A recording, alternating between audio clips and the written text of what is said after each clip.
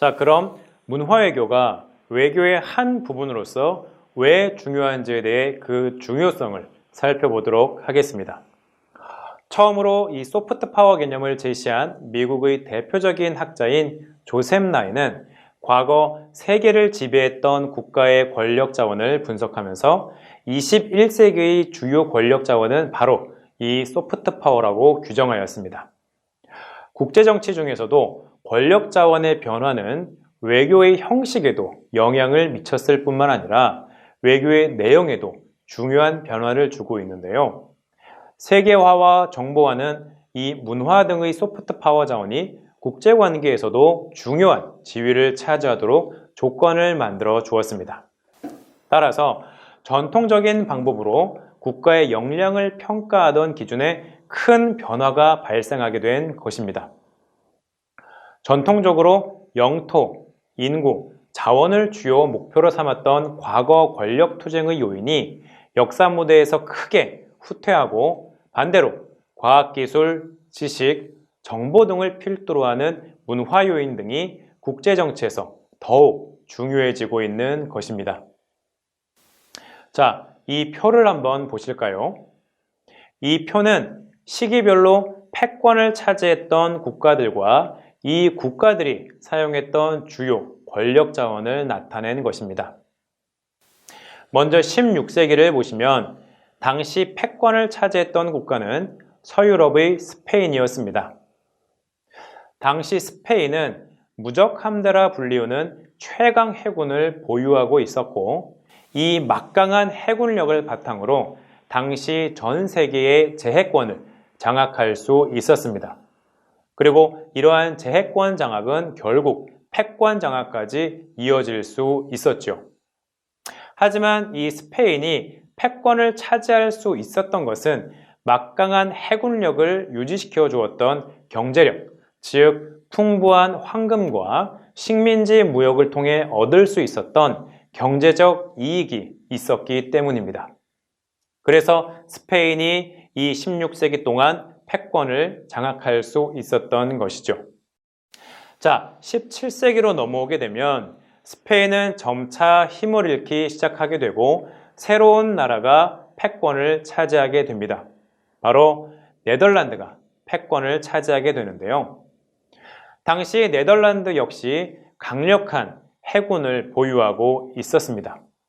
그래서 16세기 스페인이 제해권을 장악했던 것처럼 네덜란드 역시 당시 제해권을 장악함으로써 패권을 차지할 수 있는 발판을 마련하게 됩니다. 그리고 보다 중요한 것은 네덜란드 역시 막강한 경제력이 뒷받침되고 있었다는 점인데요. 당시 네덜란드는 최초의 주식회사라고 할 수 있는 동인도 회사를 만든 나라입니다. 아시아에서 생산된 이 향신료 무역을 위해 세운 동인도 회사가 바로 그것인데요. 이렇게 축적한 막대한 부를 통해 해군력을 효과적으로 운영할 수 있었고, 그리고 네덜란드 역시 스페인과 마찬가지로 이 패권을 차지할 수 있었습니다. 자, 18세기 프랑스의 패권적 지위와 19세기 영국의 패권적 지위 역시 앞선 스페인과 네덜란드와 크게 다를 것이 없습니다. 마찬가지로 19세기 영국의 패권적 지위 역시 강력한 해군력과 그리고 산업혁명을 기반으로 쌓아놓은 막강한 부를 기반으로 하였는데요. 이렇게 패권을 차지할 수 있었던 권력 자원을 보면 스페인, 네덜란드와 같이 정치, 경제, 군사 이러한 권력 자원을 사용했기 때문입니다. 자, 이렇듯 과거 특정 국가가 막강한 권력을 행사하는 데 주로 사용했던 것은 하드 파워였습니다. 조셉 나이가 지적했던 것처럼 시대가 변화함에 따라 외교의 내용에도 변화가 발생하게 되었고 세계화와 정보화로 인해 이 소프트 파워 자원은 국제관계에서도 중요한 지위를 차지하게 된 것입니다. 자, 이렇게 이 역사적으로 세계 패권을 차지했던 국가들은 이 앞서 말씀드렸던 것처럼 하드 파워를 중심으로 패권을 차지할 수 있었고 반대로 미국은 이 하드 파워 이외에 소프트 파워의 중요성을 더욱 중시하게 되었는데요. 이처럼 소프트 파워의 역할은 점점 더 중요해지고 있습니다. 그리고 그 가운데에 이 민간교류라고 하는 영역이 있습니다. 자, 이 민간교류가 활발해짐에 따라 문화외교의 중요성도 더욱 커지고 있습니다. 우선 정보기술의 발달로 인해 국제정치의 양상은 날이 갈수록 지식화 혹은 문화화되고 있습니다. 이에 따라 외교에서 문화외교의 중요성은 더욱 커지고 있는데요.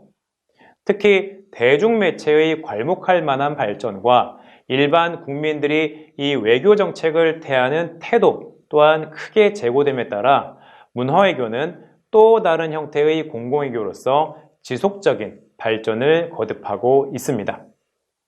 결과적으로 문화외교와 공공외교가 융합되는 추세는 더욱 뚜렷해지고 있는데요.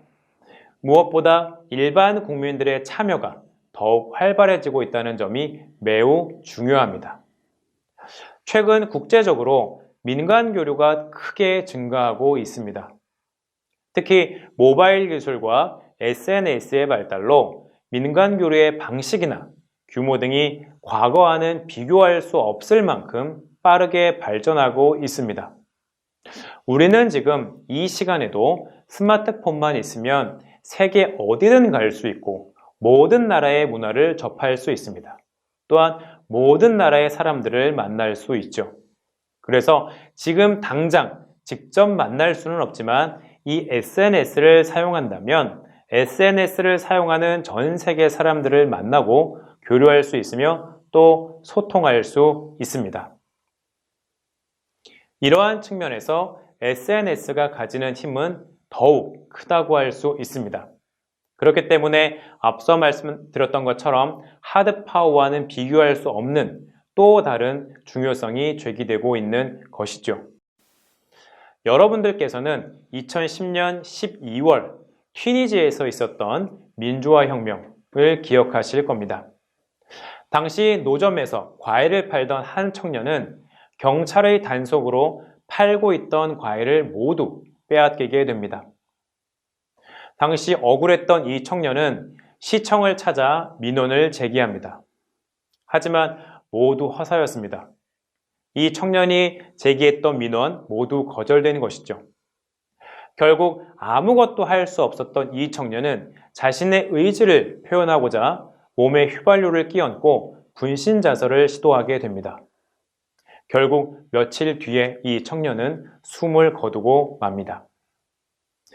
이 소식은 트위터와 페이스북 등 SNS를 통해서 급속하게 튀니지 전역으로 퍼져나가게 됩니다. 너무 빠른 확산 속도에 당황한 이 튀니지 정부는 인터넷을 차단하는 등 강경하게 대응합니다. 하지만 그럼에도 불구하고 국민들의 분노는 사그라들지 않았고 오히려 전국적인 규모의 대규모 반정부 시위로 이어지게 되었습니다. 물론 이러한 과정에서 다수의 희생자가 발생하였습니다.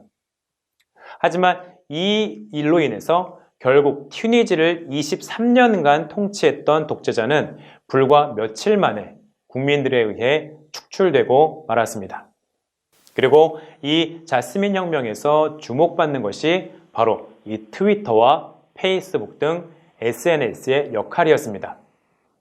비록 정부가 인터넷 차단 등의 강력한 조치를 취하였지만 많은 사람들은 이 SNS를 통해 당시 튀니지의 상황을 적극적으로 전 세계에 전달하였고 이러한 튀니지의 소식은 거의 실시간으로 전 세계로 퍼지게 되었습니다. 이 시위대는 전 세계 사람들의 지지를 얻을 수 있었습니다. 하지만 정부에 대해서는 부정적인 여론이 빠르게 확산하게 되었고 정부는 거센 비난과 비판을 받을 수밖에 없었습니다. 당시 튀니지 정권의 입장에서 본다면 이 SNS를 통한 비난과 비판은 큰 압박으로 작용했던 것이죠. 그리고 이 자스민 혁명은 이후 이집트나 시리아를 비롯한 주변 국가로 아랍의 봄이라 불리는 민주화 운동이 확산되는 계기를 제공하였습니다. 자, 이처럼 SNS를 통하면 언제 어디서든지 실시간으로 다른 나라에서 발생하는 소식을 접할 수 있고 또 그 나라에 대해 이해할 수 있는 계기를 마련할 수 있습니다. 그리고 또한 이 제스민 혁명에서 볼 수 있는 것처럼 SNS를 통한 일반 대중들의 국제적 교류는 일국의 정권을 무너뜨릴 만큼 큰 힘을 가지고 있습니다. 그렇기 때문에 문화 외교는 더욱 중요해질 수밖에 없고 매우 중요합니다. 지금 이 순간에도 민간 교류를 통해 수없이 다양한 문화 교류가 이루어지고 있습니다. 그리고 이 같은 문화적 교류는 상호 이해를 증진시키는데 매우 중요한 역할을 하고 있으며 또 필수적인 요소로 이 역할을 담당하고 있습니다. 물론 앞서 살펴본 바와 같이 이와 같은 문화교류 차원의 행위는 근본적으로 정부가 하는 외교 행위의 주체가 아니기 때문에 문화 외교라고 할 수는 없을 것입니다. 만약 광범위한 의미의 외교적인 시각에서 본다면 일반 대중이 주체가 되거나 또는 민간 차원의 문화 교류를 내용으로 하는 국제 교류 형식은 앞서 말씀드렸던 것처럼 민간 외교의 범주에 포함시킬 수 있을 것입니다. 그럼에도 불구하고 이 민간 교류는 문화 외교에서 매우 중요한 위치를 차지하고 있습니다.